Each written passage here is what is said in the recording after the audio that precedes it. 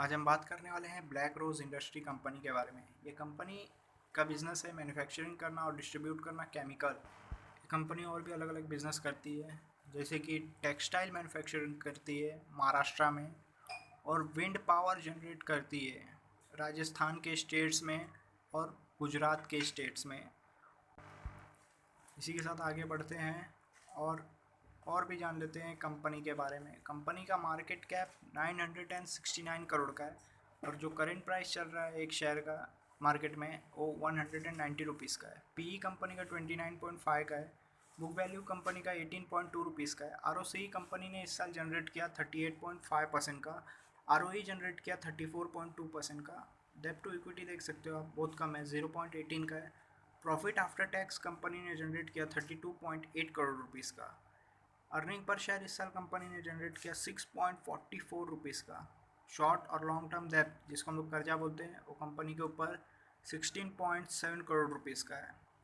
Company के पास cash और bank balance जिसको हम लोग कैश इक्विवेलेंट बोलते हैं, कंपनी का 7.84 करोड़ रुपीज़ का है।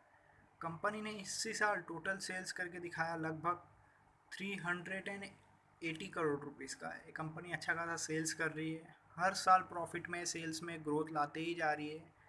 ये कंपनी आगे चल के ग्रो करने वाली है। क्वार्टरली रिजल्ट जान लेते कंपनी का। सितंबर क्वार्टर में कंपनी ने सेल्स किया 113.18 करोड़ का, जिसमें प्रॉफिट बिफोर टैक्स रहा 8.32 करोड़ का। प्रॉफिट आफ्टर टैक्स रहा 6.22 करोड़ का। अर्निंग पर शेयर रहा 1.22 रुपीज़ का।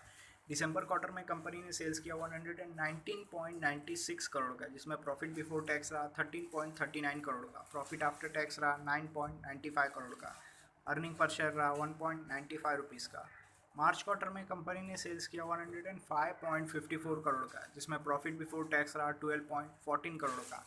प्रॉफिट आफ्टर टैक्स रहा 9.17 करोड़ का। अर्निंग पर शेयर रहा 1.80 रुपीज़ का।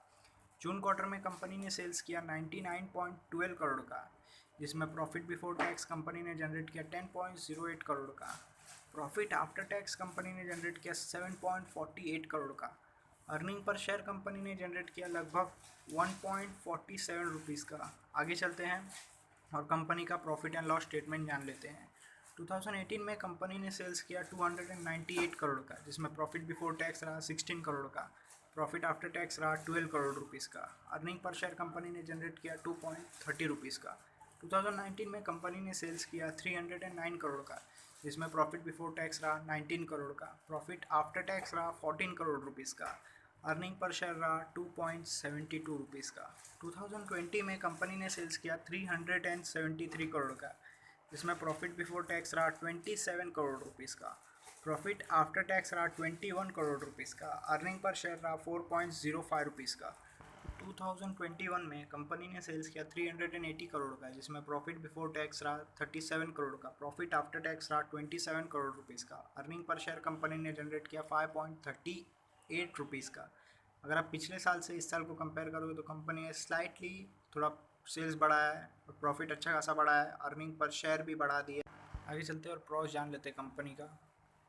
कंपनी ने डेप्थ रिड्यूस किया इस साल। कंपनी से एक्सपेक्टेशन है कि आने वाले क्वार्टरली रिजल्ट अच्छा खासा जनरेट करेगी। कंपनी ने पिछले 5 साल में प्रॉफिट में ग्रोथ लाया है 77.90%, वो भी कंपाउंडेड एनुअल ग्रोथ रेट के हिसाब से।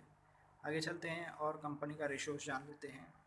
कंपाउंडेड सेल्स ग्रोथ रेशो देख लेते हैं। पिछले 10 साल का एवरेज सेल्स ग्रोथ है 16% का। पिछले 5 साल का एवरेज सेल्स ग्रोथ है 16% का। पिछले 3 साल का 8% है और आगे आने वाले साल का एस्टीमेट है कि कंपनी कंपाउंडेड सेल्स ग्रोथ करेगी 33% का। कंपाउंडेड प्रॉफिट ग्रोथ देख लेते हैं। पिछले 10 साल का एवरेज है 26% का। पिछले 5 साल का एवरेज है 78% का। पिछले 3 साल का एवरेज है 33% का और आगे आने वाले साल का एस्टीमेट है कि कंपनी प्रॉफिट में ग्रोथ लाएगी लगभग 84% का। आगे चलते हैं और स्टॉक का प्राइस कैसे मूव किया वो भी देख लेते हैं। पिछले 10 साल में एवरेज 39% के हिसाब से मूव किया। पिछले 5 साल में एवरेज 53% के हिसाब से मूव किया। पिछले 3 साल में एवरेज 60% के हिसाब से मूव किया। पिछले साल कंपनी का शेयर का प्राइस बढ़ गया 52%। रिटर्न ऑन इक्विटी जान लेते हैं। पिछले 10 साल का एवरेज रिटर्न ऑन इक्विटी है 26% का। पिछले 5 साल का एवरेज रिटर्न ऑन इक्विटी है 34% का। पिछले 3 साल का एवरेज रिटर्न ऑन इक्विटी है 35% का और कंपनी ने पिछले साल रिटर्न ऑन इक्विटी जनरेट करके दिखाया लगभग 34% का। शेयर होल्डिंग पैटर्न जान लेते हैं कंपनी का। मार्च क्वार्टर में प्रमोटर्स का होल्डिंग था 75%, क्योंकि जून क्वार्टर में कोई बदलाव नहीं हुआ, उतने का उतना ही रहा। फॉरेन इन्वेस्टर का होल्डिंग था मार्च में 0.16% का, जून क्वार्टर में घट के 0.13% हो गया। पब्लिक होल्डिंग था मार्च क्वार्टर में 24.84% का, जो कि जून क्वार्टर में बढ़ के 24.87% हो गया। अभी तक इंस्टीट्यूट और गवर्नमेंट ने इन्वेस्ट नहीं किया है कंपनी में। अगर आपको एनालिसिस अच्छा लगा तो प्लीज़ लाइक करें, शेयर करें, कमेंट करें और चैनल सब्सक्राइब कर दें।